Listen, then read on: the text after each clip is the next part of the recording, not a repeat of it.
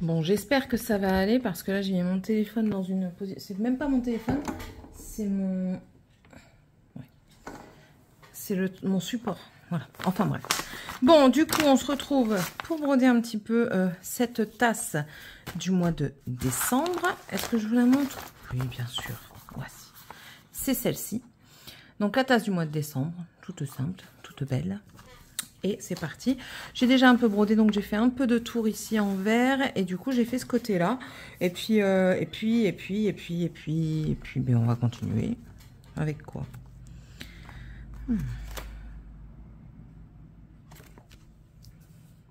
Je me tâte. On va continuer avec le blanc. Ouais, allez, tant qu'à faire. On est parti comme ça, on va continuer comme ça. Toile que je fais en 3 brins, celle-ci. Ça devient rare, mais j'y reviens. Voilà. En fait, c'est par lubie. Hein. C'est par lubie. Allez, les 3 brins. Sortez de votre cachette. Il y en a 2 qui veulent rester collés ensemble. Voilà, ça y est. Je peux même pas le mettre dans ma bouche. J'ai mis du rouge à lèvres rouge. Et si je le mets dans ma bouche pour le défaire, il va y avoir du rouge partout. Et vu que c'est un rouge à lèvres sans transfert, après pour l'enlever, c'est Tintin et Milou, quoi. Voilà. Je sais pas si je vais réussir à finir le fil complet parce que je m'en vais dans 25 minutes. Et je ne suis pas encore prête pour bien faire. Voilà. Et c'est parti. Alors, nous sommes un vendredi. Je vous dis un vendredi parce que je ne saurais pas vous dire quelle date exactement nous sommes. Je saurai tout à l'heure. Ce soir, ça va être bien. Les enfants vont pouvoir se reposer demain, surtout. Parce que, si je commence déjà comme ça va pas le faire. Parce que là, ils sont fatigués quand même de leur semaine au centre aéré. Moi, ça me fait du bien qu'ils soient au centre. Parce que rester comme ça toute la journée à la maison à regarder la télé, enfin, non merci, quoi. Je pense que je vous l'ai déjà dit. Hein, je suis pas quelqu'un qui va dire aux enfants, ah bah c'est bien, mettez-vous devant la télé, on sera tranquille. Non. Oui, ils vont aller dans leur chambre, mais ils n'ont pas la télé dans la chambre. Je leur dis, ben vous jouez, vous avez des jeux, vous jouez, vous lisez également, excusez-moi, vous n'êtes pas dans le champ. Ça va être compliqué parce que j'ai peur de péter mon truc et il faut absolument que je charge mon téléphone en même temps, sinon il va s'éteindre. Donc voilà. Oui, mais toi, si je ne fais pas... Ah là là, je fais des bêtises. Ça commence bien. Voilà. Bon, j'espère en tout cas que vous allez tous et toutes très bien. Ici, ça va, hein. Franchement, ça va. Bon, le temps est maussade un peu aujourd'hui, mais bon, on peut pas toujours avoir du bon temps. J'ai toujours pas rallumé le chauffage. Hein. J'habite sur le bassin d'Arcachon. Non, toujours pas rallumé. Et pour le moment, franchement, on le ressent pas. Un petit peu le matin, mais bon, avec le peignoir, ça passe tranquille. Alors, je me dis, quand j'aurai ma maison, vu que nous, on est pour faire les travaux nous-mêmes et tout ça, et qu'on veut une bonne isolation, je me dis que si ça continue comme ça, nous, on va même pas utiliser de chauffage de tout l'hiver, quoi. En exagérant, bien sûr. J'exagère quand je dis ça, je sais très bien qu'à un moment donné, l'humidité va rentrer, qu'il va falloir chauffer un petit peu, mais je veux dire, regardez, on est quand même... Attendez, lundi, on était le 21, mardi 22, mercredi 23, jeudi 24, donc aujourd'hui, on est le 25. Donc, nous sommes le 25 octobre, j'ai toujours pas rallumé, quoi. Même pas le matin, quoi. C'est exceptionnel. C'est vraiment exceptionnel. J'ai jamais connu ça, clairement. Et si monsieur fait ce que moi je veux, c'est-à-dire installer des panneaux solaires, je pense qu'on va être payé plus qu'on va utiliser. C'est encore mieux, j'ai envie de dire, c'est encore mieux. Hein? Oh zut, j'ai fait partir pour une croix. Bon, c'est pas grave, je pars pour une croix. Je vais essayer dans l'autre sens, voir si j'ai plus de maniabilité. Voilà. Même monsieur, il est en week-end à partir de ce soir, ça va lui faire du bien. Je le trouve très très fatigué en ce moment, même lui, il le dit. Hein. Hier, il s'est endormi dans le fauteuil. D'ordinaire, il somnole. Donc voilà, c'est tout. Je l'entends pas ronfler, mais ronfléchinette. Ronfléchinister. Des petits ronflements, quoi. Et là, hier, non. Hier, il était bien parti pour une nuit. J'ai dû le réveiller et tout. Je lui ai dit, allez, on va se coucher parce que là, t'es crevé, quoi. Donc, ouais, non, en ce moment, je le trouve très, très épuisé. Et, enfin, on n'est plus tout jeune, hein, on n'est pas non plus vieux, entre guillemets, hein, on s'entend bien. Bah, monsieur, il a 42.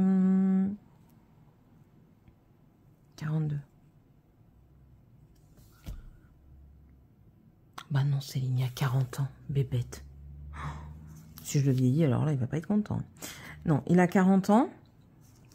Moi, j'en ai 36. Donc, on va pas non plus en rajeunissant. Hein. Chacun a ses petits problèmes. Et du coup, enfin, il faut faire avec l'âge qu'on a, c'est tout. C'est tout, c'est tout. C'est pas pour autant que nous, on se sent vieux. Hein. Pas du tout. Mais bon. Nous, on se sent pas vieux, mais l'intérieur de nous, à notre âge. Donc, voilà. Et j'ai pas envie, en plus de ça, il y a une maladie. J'ai pas envie qu'il lui arrive quelque chose, quoi. Le plus tard possible. Voilà. Bon, mis à part ça, on va parler un petit peu de livres, parce que j'en ai fini, hein. J'ai fini Plus jamais de Colleen Hoover. Alors, attention, je ne sais pas faire des trucs sans spoiler, donc si vous voulez pas entendre tout, quoique je ne dis pas exactement ce qui se passe, hein, c'est juste que je vous mets sur la piste. Déjà, ce que vous pouvez savoir, parce que ben, c'est comme ça, c'est un livre déjà très très prenant qui parle de... Pardon, je vous ai fait bouger. Qui parle de la violence conjugale. Et franchement, il est addictif. On passe par plusieurs émotions. La rencontre qui nous fait sourire, parfois rire. Des petits événements qui nous font être heureux par procuration, entre guillemets. Hein, pas qu'on n'est pas heureux, mais je veux dire, lire nous rend encore plus joyeux. Voilà, on a des petites émotions comme ça, et puis on a d'autres émotions. On passe par la colère, par la peur, par la crainte. Et franchement, il est super bien écrit, ce bouquin.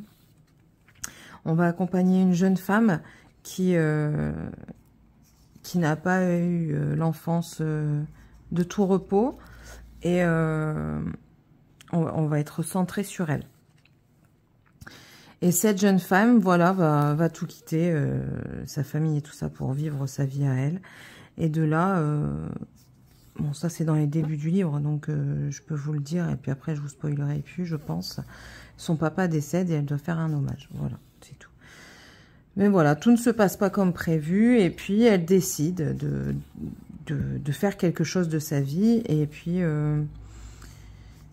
il se passe des choses. Avant qu'elle décide de prendre sa vie en main et d'ouvrir quelque chose, elle rencontre un bonhomme. Et ils ont un truc, c'est quoi déjà, comment ils disent? La vérité crue. Enfin bref, ils se disent des vérités comme ça. Et en se disant des vérités, ben, ils arrivent à communiquer, entre guillemets. C'est pas communiquer, c'est leur truc à eux, en fait. On a chacun son petit truc, et ben eux, c'est leur petit truc à eux. Et c'est hyper mignon, c'est hyper marrant. Et puis, enfin voilà, ça se déroule facilement et tout ça. Et puis arrivent ben, les drames de la vie conjugale, des événements qui se passent, qu'on ne peut pas aller contre. Et puis voilà, et puis cette jeune femme va supporter des sévices. Hein, de toute façon, je voulais dire, c'est sur la violence conjugale. Elle va subir des sévices et tout ça. Et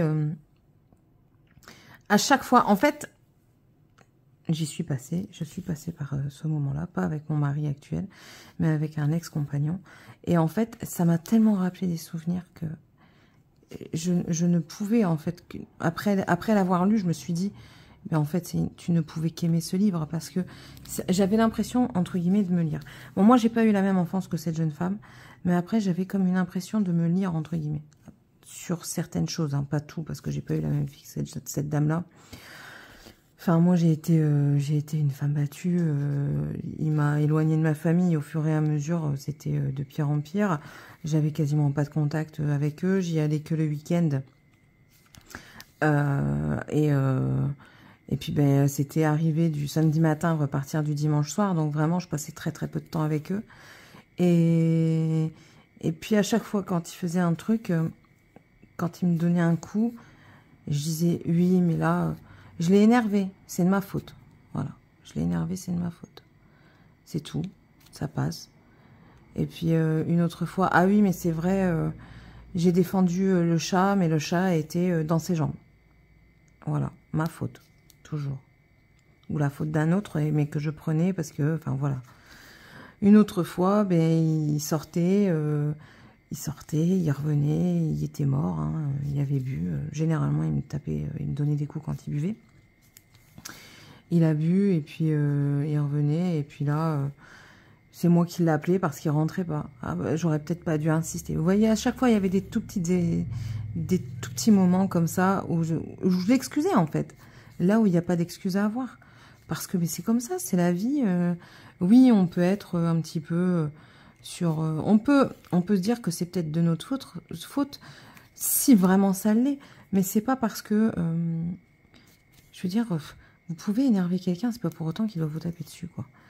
Et j'ai trouvé que la jeune femme, elle avait les bonnes réactions.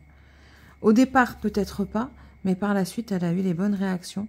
Après, je vous spoile pas tout parce qu'il y a quelque chose de très beau là-dedans. Donc ça, je ne vous dis pas, je vous laisse le lire. Et je me dis dans un sens, heureusement, parce que sinon, ça aurait été une triste fin. Et non, la fin est heureuse, le dénouement est heureux. Et quand on lit un petit peu les remerciements, on apprend qu'en fait, Colleen Hoover, c'est une sorte, c'est pas une biographie, mais c'en est une sorte. En fait, elle a décrit un petit peu sa maman, ce qu'elle a vécu. Elle explique que quand elle était petite, une fois, elle a vu son père jeter la télé sur sa mère. Sa mère a divorcé, elle est partie, elle a trouvé quelqu'un d'autre qui est devenu son père. Hein. Et par contre, son géniteur, là, son père naturel, a eu une très bonne réaction, une très bonne réflexion, je trouve, parce qu'il n'était pas là pour eux et tout ça. Et si mes souvenirs sont bons, parce que ça me trotte dans la tête depuis un moment, elle a demandé à son beau-père, du coup, de l'accompagner lors de son mariage, et elle a dit à son père, je ne te demande pas à toi parce que tu n'as pas été là pour nous, tu nous as pas élevés, tu nous as pas donné les moyens. Son père, déjà, a eu une très bonne réaction, son géniteur, il lui a dit, je suis tout à fait d'accord avec toi, il mérite, il a ce droit, il mérite ce droit. Donc ça, c'était beau. Et ce qui était encore beau, encore une fois, c'est que quand il s'est jamais remarié, d'après ce que j'ai compris, et il disait comme quoi sa punition sera toujours d'aimer sa mère. Donc malgré les coups, il aimait sa femme, mais en fait, il y avait des excès de colère et il savait pas se contrôler. D'après ce que je comprends toujours, hein, là je spécule, hein, c'est moi mon ressenti par rapport à ce qu'elle a écrit. Et quand elle est partie, d'après ce que je comprends, c'est qu'il ne s'est jamais remarié. Mais par contre, il a eu cette phrase en disant que sa punition était d'être toujours amoureux de sa mère et que l'amour, du coup, soit devenu à sens unique. Voilà. Et c'était sa punition pour le mal qu'il lui avait fait et tout ça. Donc j'ai trouvé ça beau. J'ai trouvé ça beau. Je trouve que c'est une bonne leçon de vie.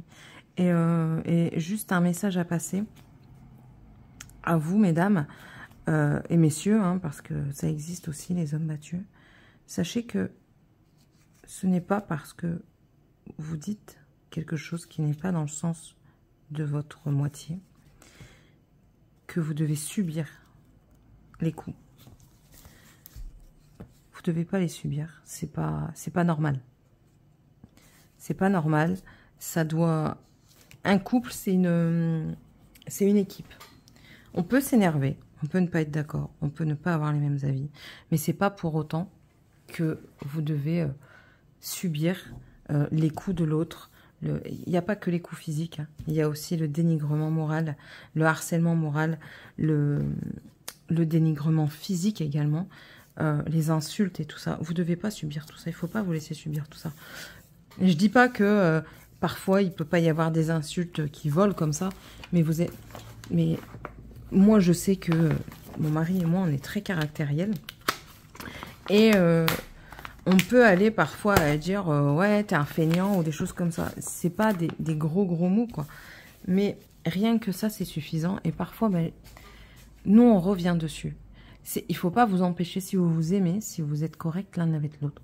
Vous pouvez avoir des mots un peu plus durs, hein. Personne n'est parfait. Mais le plus important, c'est de revenir dessus et de dire, oui, j'ai dit ça sous le coup de la colère, ok, mais en rien, je trouve que tu es infidèle. Moi, je lui ai dit à mon mari, je dis oui, je dis ça sur le coup de la colère parce que tu me saoules, parce que c'est des choses que je voudrais que tu fasses. Comme là, je vois, il a bu une bière sans alcool à midi, il l'a pas débarrassé. Ça, c'est des choses que j'aimerais bien qu'il fasse. Mais à côté de ça, je sais très bien qu'il n'est pas fainéant. Comme je viens de vous dire, il travaille énormément. Donc, voilà. Mais voilà, il faut en reparler. Mais par contre, si ça reste à sens unique, c'est pas toujours vous qui devez avoir l'erreur. Personne n'est parfait, hein. C'est pas parce que vous faites une erreur que lui, il en fait jamais. Non, c'est pas possible. Ça n'existe pas. Clairement, ça n'existe pas. Enfin bref, vous n'êtes pas seul. Sachez qu'il y a des associations. Vous pouvez en parler autour de vous et vous pouvez toujours avoir du soutien autour de vous. C'est indispensable. Il existe aussi des... Alors, la police, c'est à double... C'est à double effet, hein. Moi, j'ai appelé la police quand j'étais plus jeune, que j'étais battue dans le Nord. Et clairement, quand ils sont arrivés en bas de mon immeuble, que j'étais en peignoir et puis que j'avais un coup qui commençait à apparaître, qui sont arrivés, ils ont entendu mon ex-compagnon en train de pleurer parce qu'après les coups, l'alcool s'échappait de son sang et du coup, il se rendait compte de ce qu'il avait fait, donc il pleurait. Et les seules choses qu'ils m'ont dit, c'est oui, mais là, c'est pas un homme méchant, c'est un homme triste qu'on entend. Voilà. Donc, la police, et je dirais, tout dépend de la personne sur qui vous tombez. Voilà, tout simplement. Donc, c'est au petit bonheur la chance. Maintenant, si vous tombez sur une femme, vous avez le droit de demander à avoir un agent de police féminin par rapport à ça. Vous en avez strictement le droit. C'est votre droit. Voilà, c'est comme ça. Mais sachez qu'il y a toujours quelqu'un pour vous écouter. Les médecins, les urgences, les infirmières, les assistants sociaux, votre famille. Certaines personnes dans votre famille sont là pour vous aider. Et même des groupes sur Internet, il y en a tout plein. Donc voilà. Bon, je termine pas sur une note un peu joyeuse, mais je tenais à le dire parce que ce livre, il m'a quand même chamboulé. Il m'a quand même... fait réfléchir sur des choses et tout ça, et du coup, je tenais à vous le partager. Si vous le lisez, dites-le moi. De toute façon, je vous aurais mis la photo. Si vous le lisez, dites-le moi et dites-moi ce que vous en pensez, parce que moi, je l'ai trouvé super bien fait. Franchement, c'était un pur bonheur à lire. Et je vous dis, hein, il n'y a pas que de la mauvaise chose qui sort de tout ça. Hein. Moi, je vais dire, j'en suis sortie... encore plus forte, je me suis plus jamais laissé faire, hein. Mon mari actuel le comprend très bien, et de toute façon ça a été quelque chose de clair et net quand on s'est mis ensemble, c'était que si un jour il venait à lever la main sur moi, je partais, je prenais mes clics et mes claques, je partais sans me retourner. Et ça a été une catégorie, c'était catégorique, c'était comme ça, pas autrement. Donc voilà, et puis on peut en ressortir avec d'autres choses, hein. Sans ça, j'aurais pas rencontré mon mari, j'aurais pas eu mes 3 enfants que j'aime de tout mon cœur, j'aurais pas eu tout ce que j'ai vécu, parce qu'avec mon mari, on a fait beaucoup de choses. Même moi toute seule, entre le temps où j'ai quitté mon ex et que j'ai rencontré mon mari, je suis sortie, j'ai vécu, voilà, tout simplement, et voilà. Tout simplement ça. Bon allez, sur ce, je vous laisse, je suis désolée pour ce petit moment, mais il fallait, je sais pas, pour moi, c'était un devoir de partager ça avec vous. Voilà. Bon, allez, je vous laisse. J'espère en tout cas que vous aurez apprécié cette petite vidéo particulière. N'hésitez pas à me dire en commentaire ce que vous en pensez de ce livre, si vous l'avez vu, si vous l'avez lu. Si vous avez des choses à partager et que vous souhaitez les partager, l'espace commentaire est là. Toujours dans le bien, hein, pas dans le jugement et tout ça. On n'est pas dans le jugement, on est dans la bonté, voilà, et la tolérance. Bon allez, je vous laisse, je vous fais d'énormes bisous et on se retrouve dans la prochaine vidéo. Et si tu sais pas quoi mettre comme commentaire et que tu veux me soutenir, mais tu mets un petit Père Noël ou un truc en rapport avec Noël. Allez, bisous.